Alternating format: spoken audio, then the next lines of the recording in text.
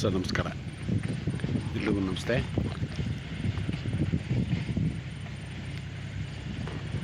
ಇದೊಂದು ಮೆಟ್ಲಿಂಗ್ ರಸ್ತೆ, ಆಲ್ಮೋಸ್ಟ್ ಒಂದು 20-25 ಅಡಿಯಷ್ಟು ರಸ್ತೆ ಇದೆ. ಅಲ್ಲಿಂದ ಇಲ್ಲಿ ತನಕ ರಸ್ತೆ ಇದೆ, ಸಂಪೂರ್ಣ ಮೆಟ್ಲಿಂಗ್ ಆಗಿದೆ. ಈಗ ನಾನು ಹೇಳ್ತಿರ್ತಕ್ಕಂಥ ಆಸ್ತಿ ನೋಡಿದ್ದೇನೆ. ಈ ಒಂದು ರೋಡ್ಗೆ ಅಂಟ್ಕೊಂಡಂಗೆ ಹೀಗೆ ಹೋದರೆ ಇನ್ನೊಂದು ಅರ್ಧ ಕಿಲೋಮೀಟ್ರ್ ಅಂತರದಲ್ಲಿ ಹಳ್ಳಿ ಸಿಗುತ್ತೆ. ಊಟಿ NH ಇಂದ ಹಳ್ಳಿಗೆ ಎಂಟಾಗುತ್ತೆ. ಅಲ್ಲಿಂದ ಇಲ್ಲಿಗೆ ಒಂದು ಅರ್ಧ ಒಟ್ಟು ಒಂದು 8:30 ಆಗುತ್ತೆ. ಇಲ್ಲೇನು ಉಳುಮೆ ಮಾಡಿ ಉರುಳಿನ ಏನೋ ಹಾಕ್ಕೊಂಡಿದ್ದಾರೆ ನೋಡಿ, ಆ ಕೋಕೋನಟ್ಸ್ ಇದೆಯಲ್ಲ ಅದು ಆ ಕಡೆಗಾಗುತ್ತೆ. ಅದರ ಹೆಂಡಿದು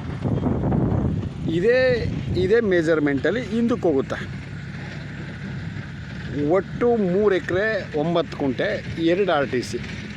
ಓಕೆ, ಸಮತಟ್ಟವಾಗಿದೆ ಲ್ಯಾಂಡ್. ಮಾತ್ರ ಬಾಕ್ಸ್ ಪೀಸ್ ಇದೆ.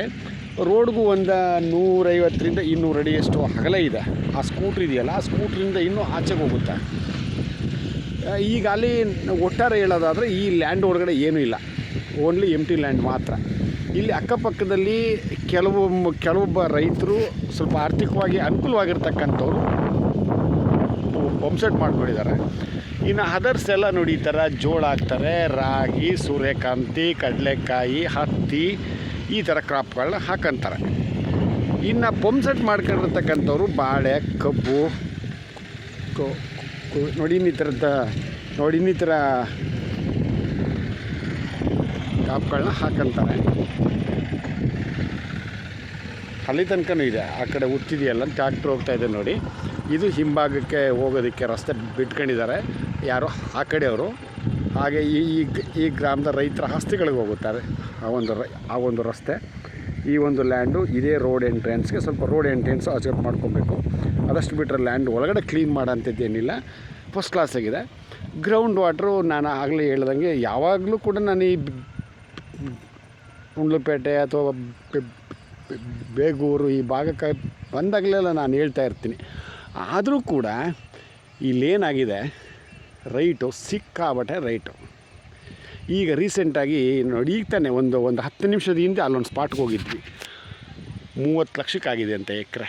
ರೋಡ್ಗೆ 30 ಲಕ್ಷಕ್ಕಾಗಿದೆ ಅಂತೆ. ನಾನು ವಿಡಿಯೋ ಅಪ್ಲೋಡ್ ಮಾಡಿದ್ರೆ ಯಾಕೆ ಸರ್ ಇಷ್ಟು ಹೇಳ್ತೀರಾ ಅಂತಾರೆ.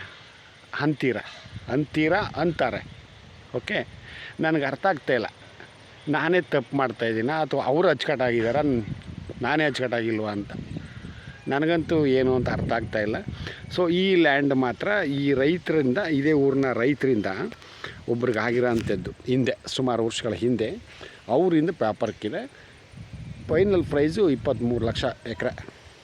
ಇದು ಲ್ಯಾಂಡ್ ಅಂತೂ ಸಮತಟ್ಟವಾಗಿದೆ. ಲ್ಯಾಂಡ್ ಒಳಗಡೆ ಕ್ಲೀನ್ ಮಾಡೋಂಥದ್ದೇನಿಲ್ಲ. ನಾನು ಆಗಲೇ ಹೇಳ್ದಂಗೆ 3 ಎಕರೆ 9 ಕುಂಟೆ.